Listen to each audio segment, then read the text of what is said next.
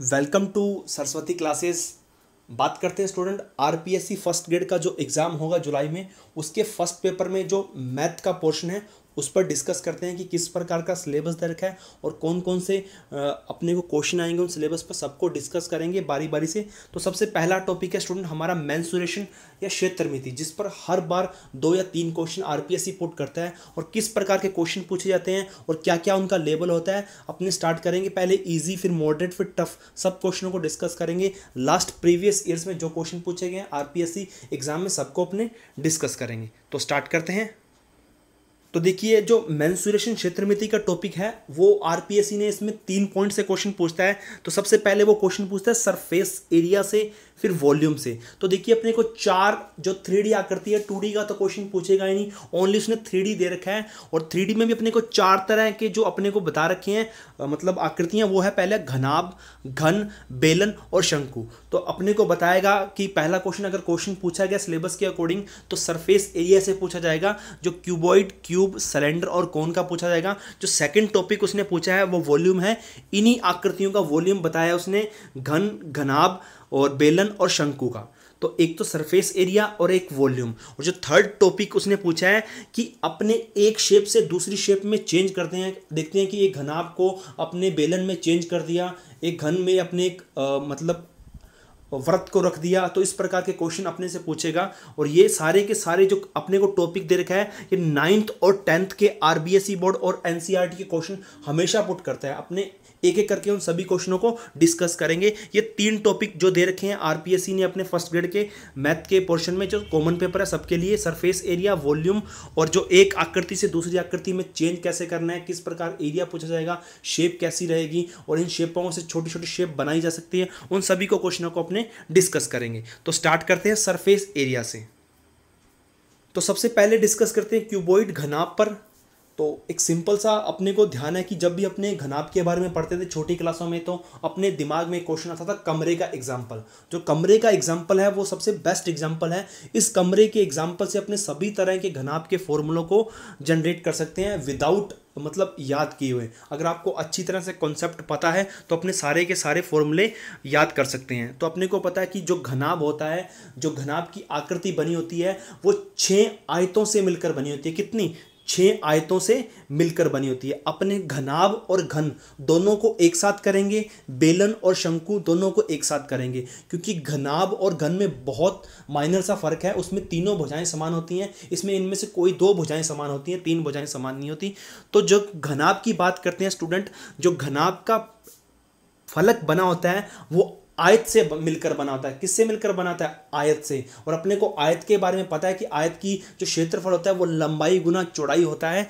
और आयत जो घनाभ का जो क्षेत्रफल होता है, जो घनाभ किससे मिलकर बना होता है स्टूडेंट? घनाभ 6 फलकों से मिलकर बना होता है। और प्रत्येक फलक क्या होती है स्टूडेंट? उसकी आयताकार होती है। अपने बात करेंगे अगर कमरे की एग्जांपल की बात करते हैं तो कमरे में एक कोना होता है, कोने में इस प्रकार का डायग्राम बना होता है। ऊपर ऊंचाई होती है, इस तरफ लंबाई होती है और ये हमारी क्या होती है? ये हमारी चौड़ाई होती है। ठीक है, अपने आगे डिस्कस करते हैं। ये दे रखी लंबाई, चौड़ाई और उसकी हाइट दे रखी है अपने कोने की और दाएं कमरे की ओर। तो अपने फॉर्मूलों को याद करेंगे और देखेंगे किस प्रकार बने हैं। तो इसकी कुछ प्रॉपर्टी देख लेते हैं। प्रॉपर्टी से डायरेक्ट क्वेश्चन बनते हैं। एक घनाभ के 6 फलक होते हैं। तो घनाभ के कितने फेस होते हैं? घनाभ के 6 फेस होते हैं। कितने? और 6 फेस। और प्रत्येक फेस किसका बना होता है? प्रत्येक फेस आयत का बना होता है। किसका बना होता है? घनाभ का प्रत्येक फेस आयत का बना होता है। और कितनी आयतों से मिलकर बना होता है? ये 6 आयतों से मिलकर बना होता है। कौन? घनाभ। ठीक है, अगर उधर मैं घन की बात करूं तो घन भी 6 फलकों से मिलकर बना होता है, लेकिन यहाँ आयत की फलक होती है, वहाँ किसकी फलक होती है? वहाँ वर्ग की फलक होती है। बस अपने को थोड़ा थोड़ा डिफरेंस बात में याद करते रहेंगे। उसके बाद है, इसको समांतर षटकोणिक फलक भी कहा जाता है। कई बार वो क्वेश्चन में इस प्रकार नहीं देगा कि घनाभ की लंबाई, चौड़ाई, ऊंचाई ये होगी, वो देगा एक समांतर षटकोणिक फलक की ऊंचाई, चौड़ाई और लंबाई इतनी है। तो अपने को पता होना चाहिए कि समांतर षटकोणिक फलक क्या होता है? वो होता है एक घनाभ। नेक्स्ट अपने दे रखा है कि घनाभ के सभी कोण समकोण होते हैं। घनाभ के सभी कोण क्या होते हैं? समकोण होते हैं। ठीक है, अपने को पता है कि घनाभ में कितनी फेस होते हैं? 6 फेस होते हैं। ठीक है, और प्रत्येक जो इसका अपने को दे रखा है, घनाभ के सभी कोण क्या होते हैं? समकोण होते हैं। नेक्स्ट अपने को दे रखा है वर्टिक्स। जहां तीनों कोने मिलते हैं, जहां तीनों रेखाओं के कोने आपस में मिलते हैं उसे बोलते हैं वर्टिक्स। और ये कितने होते हैं वर्टिक्स? देखिए एक रेखा, दो रेखा और तीन रेखा यहां मिल रही है तो एक वर्टिक्स हो गया, दो वर्टिक्स हो गए, 3 4 5 6 7 8। तो घनाभ में कितने वर्टिक्स होते हैं स्टूडेंट? घनाभ में 8 वर्टिक्स होते हैं। अगर बात करूं किनारों की, जिसे अपने भुजाएं बोलते हैं, क्या बोलते हैं? भुजाएं। तो कितनी भुजाएं होती हैं अपने काउंट कर लेते हैं, 1 2 3 4 5 6 7 8 9 10 11 12। तो 12 इसके अंदर क्या होती है स्टूडेंट? 12 हमारे पास इसकी एज होती है, इसके किनारे होते हैं। हमारे पास फेस होते हैं, इसके कितने फेस होते हैं? 6, वर्टिक्स होते हैं 8 और एजेस कितनी होती हैं? एजेस होती है 12। तो एक आइलर फॉर्मूला था, आइलर वैज्ञानिक था, उसने एक फॉर्मूला दिया था, उसको अपने आगे देखते हैं। अगर अपने आपसे एग्जाम्पल पूछे कि घनाभ के एग्जाम्पल क्या होंगे, तो घनाभ के एग्जाम्पल होते कमरा हो गया, ईंट हो गया, माचिस हो गया। ये सारे घनाभ के एग्जाम्पल हैं जिसमें लंबाई, चौड़ाई और ऊंचाई तीनों अलग अलग होती हैं और इनमें से कोई दो समान हो सकती है, तीनों समान होंगी तो ये क्या बन जाएगा? ये घन बन जाएगा। उसको अपने बाद में डिस्कस करेंगे, ठीक है। क्या था? घनाभ में 6 फलक होती हैं, 6 फेसेस होते हैं, 8 वर्टिक्स होते हैं, ठीक है स्टूडेंट। और एज कितनी होती है? एजेस 12 होते हैं, ठीक है। उसके बाद अपने देखते हैं एक आइलर फॉर्मूला बना हुआ है, एक आइलर फॉर्मूला दिया जो किसी भी अपने 3D आकृति के अपने बता सकते हैं कि उसमें कितने एज हैं, कितने फेसेस हैं, कितने वर्टिक्स हैं, इस फॉर्मूले से ज्ञात कर सकते हैं। तो ये फॉर्मूला हमारे लिए, इसको आइलर सूत्र बोलते हैं या आइलर फॉर्मूला बोलते हैं। तो इसका फॉर्मूला क्या होता है? फलक प्लस शीर्ष इक्वल टू किनारे प्लस 2, मतलब face plus vertices equal to edge plus 2। ये एक क्या होता है? फॉर्मूला आता है। इस फॉर्मूले के तहत अपने किसी भी बहुफलक जिसके अपने बता सकते हैं कि उसमें कितने वर्टिक्स हैं, कितने एज हैं, कितने फेसेस हैं। तो अपने का एक क्वेश्चन है आपके पास, किसी बहुफलक में फलकों की संख्या, मतलब फलकों की संख्या कितनी है? फेस की संख्या कितनी है? फेस की संख्या 5 है। किनारों की संख्या मतलब ई मतलब कितने दे रखा है? 9 दे रखा है। तो बताइए शीर्षों की संख्या क्या होगी? तो v का मान पूछ रखा है। तो अपने पास सीधा सा फॉर्मूला दे रखा है स्टूडेंट। फेस कितने दे रखे हैं अपने पास? फेस उसने 5 दे रखे हैं। वर्टिक्स अपने को ज्ञात करना है और एजेस कितनी दे रखी है? 9 दे रखी हैं और फॉर्मूले से 2 लिखा हुआ है। 9 और 2 कितने हो गए? 11 स्टूडेंट। 9 और 2 कितने हो गए हमारे पास? 11। 5 plus vertices equal to 11। Vertices का मान ज्ञात करना है तो 5 इक्वल के उधर जाके किसका हो जाएगा? माइनस का हो जाएगा। तो वर्टिक्स कितने आ गए? वर्टिक्स हमारे पास कितने आ गए? 6 आ गए। तो अपने किसी भी मतलब बहुफलक के अपने बता सकते हैं वर्टिक्स कितने हैं, फलक कितने हैं, एजेस कितनी है इस फॉर्मूले के तहत। अगर मैं आपको अभी घनाभ का बताया था तो घनाभ में कितने फलक होते हैं? 6 फलक होते हैं। वर्टिक्स कितने होते हैं? 8 होते हैं। इक्वल कितना आ गया? एज कितनी होती है? 12 और 2 कितने हो गए? ये 14 हो गए और इसको भी कितना होना पड़ेगा? 14। तो इट मीन्स ये जो फॉर्मूला है बिल्कुल करेक्ट फॉर्मूला है। ये डायरेक्ट आपसे एग्जाम में पूछा जाता है कि आइलर का सूत्र बताइए क्या होगा, ठीक है। नेक्स्ट देखते हैं अपने। नेक्स्ट है घनाभ के मतलब कुछ फॉर्मूलेज जो कि आपको याद होने चाहिए। अगर आपको याद नहीं है तो आप इजीली बना सकते हो। मैंने आपको बताया था ये कमरा है, ये कमरे का कोना है, कोने से अपने बता सकते हैं कि ऊपर जो लाइन जा रही है वो ऊंचाई को बताती है और जो सीधी लाइन जा रही है वो लंबाई को, जो तिरछी लाइन जा रही है वो चौड़ाई को बताती है। तो देखिए अपने पास पता है कि आयत जो घनाभ का प्रत्येक फलक किसका बना होता है? घनाभ का प्रत्येक फलक आयत का बना होता है और आयत का फॉर्मूला क्या होता है? लंबाई गुना चौड़ाई। अगर इसकी बात करें ये एक फलक है तो इसका क्षेत्रफल कितना हो जाएगा? L into H. कितना हो जाएगा? L into H. इसके जस्ट सामने इधर एक फलक और होती है उसका भी यही कितना होगा? L into H. तो 2 फलकें मिलकर कितनी आएगी? 2LH, ठीक है। उसी प्रकार अपने बताएंगे ये वाली फलक, कौन सी? ये वाली फलक। तो इसका फॉर्मूला क्या होता है? L into B. जस्ट इसके ऊपर एक फलक और होती है उसका भी कितना हो जाएगा? L into B. तो कितना हो जाएगा? 2L इंटू बी, ठीक है। उसके बाद एक फलक हमारी ये रही, ठीक है। इसका कितना हो जाएगा? H into B. इसके जस्ट सामने वाली होती है उसका भी कितना हो जाएगा? H into B. तो तीनों फलकों का अपने पास पहली फलक का मिलेगा 2HL प्लस 2BH, ठीक है। उसके बाद 2LB। तो तीनों फलकों को जोड़ दूंगा, सभी फलकों को जोड़ दूंगा तो पूरे कमरे का क्षेत्रफल निकल जाएगा। तो पृष्ठीय क्षेत्रफल कितना निकल गया हमारे पास? 2 गुना लंबाई गुना चौड़ाई प्लस चौड़ाई गुना ऊंचाई प्लस ऊंचाई गुना लंबाई। ये हमारे पास फॉर्मूला है किसका? घनाभ का पृष्ठीय क्षेत्रफल निकालने का। किसका? घनाभ का पृष्ठीय क्षेत्रफल निकालने का। उसके बाद कई बार इसका वक्र पृष्ठीय क्षेत्रफल पूछा जाता है जिसको अपने कहते हैं चारों दीवारों का क्षेत्रफल। तो चारों दीवारों में ना तो छत को काउंट करते हैं ना अपने फर्श को काउंट करते हैं। अगर आप किसी कमरे कमरे में खड़े हो तो ना तो अपने किसको काउंट करेंगे, ना तो छत को काउंट करेंगे, ना फर्श को काउंट करेंगे। तो आप बना सकते हो इजीली से, इससे बना सकते हो याद, मतलब आपको रट्टा मारने की कोई जरूरत नहीं है। अगर आपको याद है तो इजीली आप बना सकते हो। ऊपर वाली दीवार को छोड़ेंगे, किसको छोड़ेंगे, अपने को, इसको छोड़ेंगे, ठीक है, फर्श को छोड़ेंगे और ऊपर वाली दीवार को छोड़ेंगे। एक तो एच एल हो जाएगा, इसके सामने भी क्या हो जाएगा, एल एच हो जाएगा। तो कितने, 2 LHH हो गए, ठीक है। उसके बाद अपने एक तो बी एच काउंट होंगे, एक इसके सामने वाला कितना, 2 BH, ठीक है। तो एच अपने पास कॉमन आ गया, क्या आ गया, एच कॉमन आ गया। अपने को आयत का परिमाप पता है, आयत का परिमाप कितना होता है, 2 गुना लंबाई प्लस, एक तो ये फॉर्मूला अपने याद कर सकते हैं, ये भी। अगर कई बार डायरेक्ट उसने इसको आगे और एक्सपेंड किया होता है तो 2 गुना L प्लस बी को क्या बोलते हैं, L प्लस BH को, इसको बोलते हैं परिमाप, किसका, आयत का परिमाप गुना ऊंचाई। इसको आगे और भी बता सकते हैं आप, इसको और भी याद कर सकते हो। वैसे मतलब घनाभ का वक्र पृष्ठ का फॉर्मूला क्या होता है, 2 गुना H L प्लस बी, ये होता है घनाभ का वक्र पृष्ठीय, ठीक है। नेक्स्ट है आयतन। किसी भी 3D आकृति का आयतन निकालना बहुत ईजी होता है स्टूडेंट। मतलब कोई भी 3D आकृति आप ले रहे हो, उसका जो आयतन होता है वो होता है आधार का क्षेत्रफल गुना ऊंचाई। तो आप अपने निकाल रहे हैं किसका, घनाभ का। तो घनाभ का जो आधार है वो किसका बना होता है, अपने को पता है कि घनाभ 6 आयतों से मिलकर बना होता है। तो आयत का क्षेत्रफल क्या होता है, मतलब आधार उसका आयत हो गया। आयत का क्षेत्रफल होता है स्टूडेंट लंबाई गुना चौड़ाई, ठीक है। उसके बाद गुना में क्या दे रखा है, ऊंचाई। तो ऊंचाई कितनी आ गई, एच आ गई। तो अपने इजीली बता सकते हैं कि घनाभ का आयतन कितना होता है, एल गुना बी गुना एच।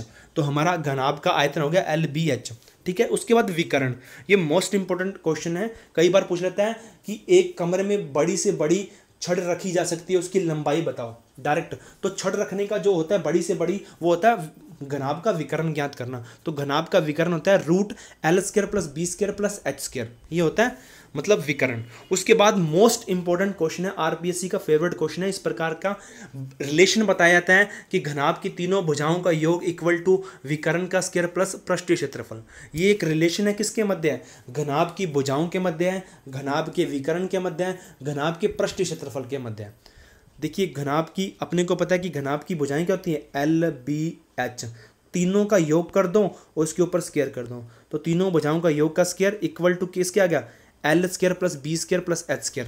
ये अभी अपने पास देखिए, अगर मैं ये रूट इधर लेके जाता हूँ तो ये विकर्ण का स्क्वायर आ जाएगा। तो विकर्ण का स्क्वायर L² + B² + H² आ गया।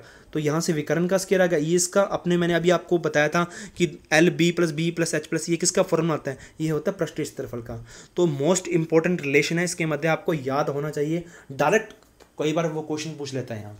तो आगे देखते हैं अपने नेक्स्ट। अभी अपने घनाभ का किया था, घनाभ के साथ अगर आप घन का कर लोगे तो आपको दोनों इजीली फॉर्मूले याद हो जाएंगे। अपने को पता है कि जो घनाभ का लंबाई चौड़ाई और ऊंचाई होती है, तीनों अलग अलग होती हैं, कोई दो समान हो सकती हैं। मैंने आपको बताया था घनाभ है ये, ठीक है, इसकी लंबाई चौड़ाई और ऊंचाई तीनों अलग अलग होती हैं, कोई दो समान हो सकती हैं। लेकिन घन में तीनों समान होती हैं। घन में क्या होती हैं, तीनों समान होती हैं। और जो घनाभ का जो फेस होता है वो किसका बना होता है, वो बना होता है आयत का। और इसका प्रत्येक फेस किसका बना होता है, वर्ग का। और अपने को पता है कि वर्ग की चारों भुजाएं क्या होती हैं, समान होती हैं, ठीक है। अगर मैं बात करूं कि घनाभ का पृष्ठीय क्षेत्रफल क्या होता है, तो आप सबको पता है कि घनाभ का पृष्ठीय क्षेत्रफल होता है ये वाला फॉर्मूला, ठीक है। अगर आपको घनाभ का पृष्ठीय क्षेत्रफल याद है तो आप आसानी से घन का पृष्ठीय क्षेत्रफल निकाल सकते हैं, क्योंकि अपने को पता है कि वहाँ तो L किसके बराबर होगा, B किसके बराबर होगा, H के। तो तीनों आपस में बराबर होंगे, तो B की जगह मैं L रख सकता हूँ, इसकी जगह L, तो सभी जगह L हो जाएगा। तो मेरा जो पृष्ठीय क्षेत्रफल बनेगा वो कितना बनेगा, 6L², जिसको अपने L क्या मानी थी, उसकी भुजा मानी थी। तो पृष्ठीय क्षेत्रफल कितना आ गया, 6 भुजा स्क्वायर, किसका, घन का, ठीक है। उसके बाद अपने बात करें, मैंने आपको अभी कराया था घनाभ का वक्र पृष्ठीय क्षेत्रफल 2 गुना H गुना B + L। ये क्या था इसका, ये था घनाभ का वक्र पृष्ठीय क्षेत्रफल। अब इसकी तीनों भुजाएं बराबर हैं, तो मैं H की जगह L रख सकता हूँ, ठीक है, इसकी जगह भी L रख सकता हूँ। ये पहले ही L पड़ा था, तो ये 2 गुना L, ये कितना होगा 2L। तो 2L को 2S से करूँगा तो 4L² आ जाएगा। L क्या थी, भुजा। तो मेरे पास घन का वक्र पृष्ठीय क्षेत्रफल कितना आ जाएगा, 4 गुना भुजा स्क्वायर। उसके बाद आयतन की बात करूं तो आयतन तो बहुत इजी है। किसी भी 3D आकृति का आयतन निकालना है तो आधार का क्षेत्रफल, इसका आधार किसका बना होता है, वर्ग का बना होता है। तो वर्ग का क्षेत्रफल कितना होता है, भुजा गुना भुजा, ठीक है, भुजा स्क्वायर होता है, और ऊंचाई भी क्या होगी, एक भुजा, तो क्या होगी, भुजा की क्यूब। अगर आपको ये याद नहीं है, अपने को पता है कि घनाभ का जो वॉल्यूम होता है वो कितना होता है, एल गुना बी गुना एच। तो एल तो एल पड़ा रहेगा, बी का मान कितना हो जाएगा, एल हो जाएगा, ये भी कितना हो जाएगा, एल, तो एल की 3, तो एल क्या मानी थी, भुजा मानी थी, तो भुजा क्यूब आ गया। ठीक है, नेक्स्ट देखते हैं विकर्ण। विकर्ण अपने घनाभ का विकर्ण था, जो कि इंपॉर्टेंट क्वेश्चन था, L square plus B square plus H square root में। तो ये किसका था, घनाभ का, और सभी जगह मैं एल रख दूंगा, तो एल स्क्वायर प्लस एल, तो कितने एल हो गए स्टूडेंट, ये 3 एल स्क्वायर। तो घनाभ में से जो एल स्क्वायर है वो एक रूट में से बाहर निकल जाएगा, 3 वैसे का वैसा पड़ा रहेगा, तो एल गुना रूट 3, इट मीन्स भुजा गुना रूट 3। ये क्या होगा, ये अपने घनाभ के फॉर्मूले हो गए। आपको घन के फॉर्मूले और घनाभ के फॉर्मूले इजी याद हैं तो आप बहुत सिंपल क्वेश्चन बना सकते हैं। अब देखते हैं कि किस प्रकार के क्वेश्चन आए थे, और आगे भी अपने देखते रहेंगे। अब मैं आपको कुछ क्वेश्चन सॉल्व करवा देता हूँ, और जो बाकी आपको वर्कशीट मैं अपने फेसबुक पेज पर डाल दूंगा या कम्युनिटी पोस्ट में डाल दूंगा, आप वहाँ से क्वेश्चन उठा के ईजिली मतलब प्रैक्टिस कर सकते हैं। नेक्स्ट देखते हैं क्वेश्चन अपने। सबसे पहला क्वेश्चन है जो कि आरपीएससी ने सेकंड ग्रेड में पूछा गया है और फर्स्ट ग्रेड में पूछा गया है। कहता है किसी घनाभ की तीनों भुजाओं का योग 18 सेमी है। किसी घनाभ की तीनों भुजाओं का योग 18 सेमी है तथा उसके विकर्ण की लंबाई 12 सेमी है, तो घनाभ का पृष्ठीय क्षेत्रफल निकालिए। अभी मैंने आपको सबसे पहली बात है, अगर आपका मैथ बैकग्राउंड नहीं है, तो अगर आपको क्वेश्चन को सोल्व करना है तो सबसे पहले आप एक बात सीख लीजिए, जो चीज़ आपको दी होती है उसको लिख लेना चाहिए। तो घनाभ की तीनों भुजाओं का योग, तीनों भुजाएं कौन सी होती है, एल बी और एच, तीनों का योग करना है। तो L plus B plus H, तीनों का योग कितना दे रखा है, 18 सेमी। तो अपने को इस लाइन से पहली लाइन समीकरण बन चुकी है। ठीक है, उसके बाद कहता है कि उसके विकर्ण की लंबाई। तो अपने को पता है कि एक कमरे में बड़ी से बड़ी छड़ रखी जा सकती है, उसका विकर्ण होता है। तो विकर्ण का फॉर्मूला क्या होता है, विकर्ण का फॉर्मूला होता है L square plus B square plus H square. कितना दे रखा है स्टूडेंट, अपने को 12 दे रखा है। कितना, 12 दे रखा है। तो ये जो रूट दे रखा है स्टूडेंट, ये मैं इसको उधर जाके स्क्वायर बना सकता हूँ। तो L square plus B square plus H square कितना आ गया स्टूडेंट, अब 12, ये रूट था उधर जाके क्या बन गया, स्क्वायर बन गया। तो स्क्वायर कितनी आ गई, 144। तो अपने पास दो चीज़ें आ गई, पहली चीज़ लाइन से पहली चीज़ बन गई और दूसरी लाइन से क्या बन गई, दूसरी चीज़ बन गई। ठीक है, अब अपने को बताना है घनाभ का पृष्ठीय क्षेत्रफल। तो घनाभ का पृष्ठीय क्षेत्रफल का फॉर्मूला आता है ये वाला, ये ज्ञान करना है अपने को। अब मेरे पास फॉर्मूला मैंने आपको याद कराया था कि रिलेशन बहुत इंपॉर्टेंट है। अगर आपको रिलेशन पता है तो आप इजीली बना सकते हो। इसका मान दे रखा है स्टूडेंट, पहली समीकरण थी L plus B plus H, कितना दे रखा था, 18, और उसके ऊपर स्क्वायर दे रखा है फॉर्मूले से। तो 18 की स्क्वायर करूंगा तो 324 आ जाएगा। ठीक है, उसके बाद L square plus B square plus H square ये दे रखा, ये देखिए कितना दे रखा है, 12 की स्क्वायर, इट मीन्स 144। अपने को ज्ञात क्या करना है बेटा, ये वाला चीज़ ज्ञात करनी है। ठीक है, तो ये चीज़ ज्ञात करूंगा तो 144 को इधर ले जाऊंगा, 324 में से 144 घटाए तो कितने बचते हैं, 180। 180 सेमी स्क्वायर क्या आ गया, घनाभ का पृष्ठीय क्षेत्रफल आ गया। ठीक है, अपने को ये रिलेशन याद होना चाहिए स्टूडेंट, रिलेशन बहुत इंपॉर्टेंट है। अगर आपको ये रिलेशन याद है तो इजीली क्वेश्चन बना सकते हो। नेक्स्ट क्वेश्चन देखते हैं। नेक्स्ट क्वेश्चन है, एक घन का संपूर्ण पृष्ठीय क्षेत्रफल 1014 मीटर है, मीटर स्क्वायर है, तो घन की भुजा ज्ञात कीजिए। देखिए, सबसे पहले आपको पता होना चाहिए घन का पृष्ठीय क्षेत्रफल कितना होता है। तो घन का पृष्ठीय क्षेत्रफल होता है 6 गुना भुजा स्क्वायर। मैंने आपको याद भी करवाया था किस प्रकार निकाला था और कैसे इसको घनाभ से बना भी सकते हैं। ठीक है, अब मेरे को भुजा चाहिए, तो इसका अपने पास फॉर्मूला था 6 गुना भुजा स्क्वायर, और अपने को पृष्ठीय क्षेत्रफल हर बार अपने को इस भुजा का मान दिया होता था और अपने पृष्ठीय क्षेत्रफल निकालते थे। इस बार बैक चल रहा है, वो अपने को भुजा पूछ रहा है। तो पृष्ठीय क्षेत्रफल दे रखा है 1014 सेमी, तो ये 6 था, इसके बटे में चला जाएगा। तो भुजा स्क्वायर इक्वल टू कितना आ गया, 1014/6। तो इसको काटूंगा तो 6 एकम 6, कितने बच गए, 4, 6 में कुछ 36, कितने बच गए अपने पास, 5 बच गए, 6 में 54, तो 169 आ चुका है। तो भुजा स्क्वायर कितना आ गया स्टूडेंट, 169। तो ये स्क्वायर इधर जा क्या बन जाएगा, रूट बन जाएगा। तो भुजा बराबर कितना आ गया, 169 का रूट कितना निकालूंगा, तो 13 निकलता है। तो वो घन की भुजा कितनी आ गई, 13 आ गई। नेक्स्ट क्वेश्चन देखते हैं। नेक्स्ट क्वेश्चन भी अच्छा है, ये सारे के सारे 10th 9th में एनसीईआरटी से लिए गए क्वेश्चन है, जो कि आपको डायरेक्ट आरपीएससी एग्जाम में पूछे जाते हैं। चाहे आप किसी भी एग्जाम की तैयारी कर रहे हो, चाहे सीटेट की कर रहे हो, चाहे डीएसएस भी कर रहे हो, चाहे केवीएस के लिए बहुत इंपॉर्टेंट क्वेश्चन है। एनसीईआरटी के बुक कर लीजिए आप। घन के एक पृष्ठ का परिमाप 28 सेमी है, तो घन का आयतन ज्ञात कीजिए। देखिए, घन का एक पृष्ठ, मैंने आपको बताया था घन 6 पृष्ठों से मिलकर बना होता है, और ये 6 पृष्ठ किसके होते हैं, वर्ग के होते हैं, और वर्ग का परिमाप कितना होता है, 4 गुना भुजा। देखिए नेक्स्ट देखते हैं, घन के एक पृष्ठ का परिमाप। तो एक पृष्ठ कोई भी पृष्ठ ले सकते हैं और ये 6 पृष्ठों से मिलकर बना होता है। तो अपने को पता चाहिए कि घन का एक पृष्ठ है उसका परिमाप क्या होगा।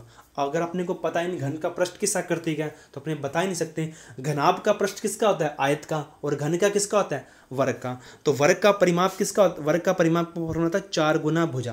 कितना, 4 गुना भुजा। धन घन के एक पृष्ठ का परिमाप कितना हो गया, 4 गुना भुजा। और 4 गुना भुजा का मान कितना दे रखा है स्टूडेंट, उसने खुद ने बताया कि पृष्ठ का परिमाप कितना है, 28।